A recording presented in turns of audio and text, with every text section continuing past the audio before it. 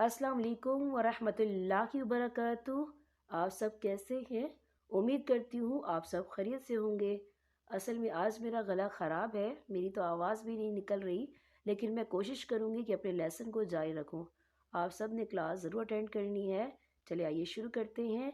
आज का हमारा टॉपिक जो है सूरह तौहा है।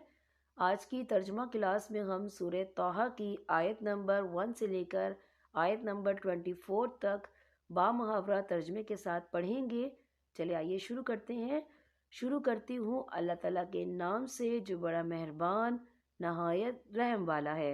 तौहा, हमने ये कुरान तुझ पर इसलिए नहीं उतारा कि तू मुशक्कत में पड़ जाए, बल्कि इसकी नसीहत के लिए जो अल्लाह से डरता है। इसका उतारना उसकी तरफ से है जिसने ज़मीन को और बुलंद आसमानों को पैदा किया है, जो रहमान है अर्श पर कायम है, जिसकी मिल्कियत आसमानों और ज़मीन और इन दोनों के दरमियान और कुर्रे खाक के नीचे की हर एक चीज़ पर है। अगर तू ऊंची बात कहे तो वो तो हर एक पोशीदा बल्कि पोशीदा से पोशीदा तर चीज़ को भी बाखूबी जानता है। वही अल्लाह है जिसके सिवा कोई माबूद नहीं, बेहतरीन नाम उसी के हैं। तुझे मूसा अलैहिस्सलाम का किस्सा भी मालूम है, जबकि उसने आग देखकर अपने घर वालों से कहा कि तुम जरा सी देर ठहर जाओ, मुझे आग दिखाई दी है। बहुत मुमकिन है कि मैं इसका कोई अंगार तुम्हारे पास लाऊं या आग के पास से रास्ते की इत्तला पाऊं।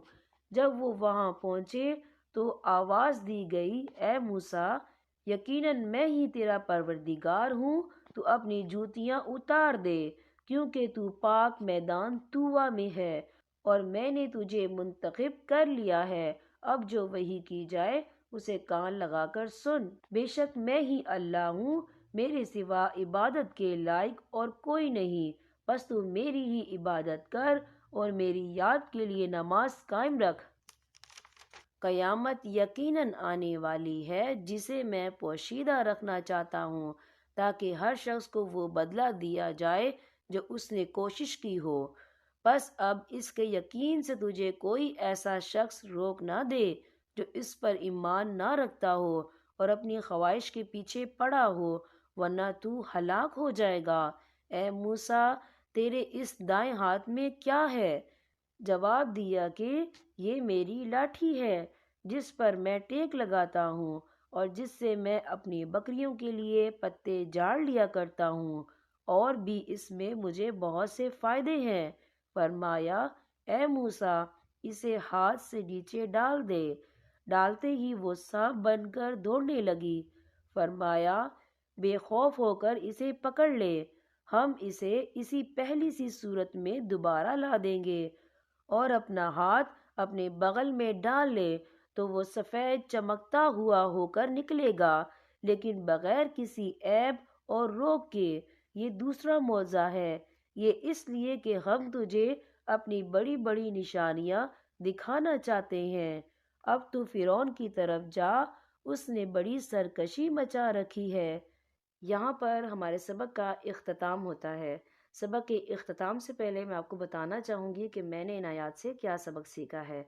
देखें, जब अल्लाह ताला अपने किसी नेक बंदे से मोहब्बत करता है ना, तो उसे करीब करने के लिए उसे आजमाइश में डालता है।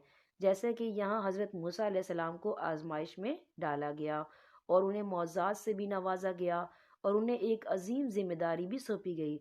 ये अल्लाह ताला की कुदरत की सबसे बड़ी निशानी है और हज़रत मूसा अलैहिस्सलाम ने अपनी ज़िम्मेदारी जो है बड़ी बाखूबी निभाई है। तो इसमें हम तमाम मुसलमानों के लिए जो है बहुत बड़ा सबक है। जैसा कि हम दीन का काम कर रहे हैं, ऐसे में हमें बहुत सी मुश्किलात का सामना करना पड़ता है, बहुत सी लोगों की बातें सुननी पड़ती हैं। तो ऐसे में हमें बड़े ही आजाना अंदाज में जो है सब्र तहम्मुल से काम लेना चाहिए, जज्बाती बिल्कुल नहीं होना है। बड़े ही सब्र तहम्मुल से लोगों को दीन की तरफ राग़िब करना है। ये मेरे अल्लाह का हुक्म है। तो अल्लाह ताला के हुक्म की नाफरमानी करना बहुत बड़ा गुनाह है। अल्लाह ताला मुझ समेत तमाम उम्मत मुस्लिमा को कुरान पाक पढ़ने, समझने और इस पर अमल करने की तौफीक अता फ़रमाए। अब मैं आपसे इजाज़त चाहूँगी। अल्लाह हाफ़िज़।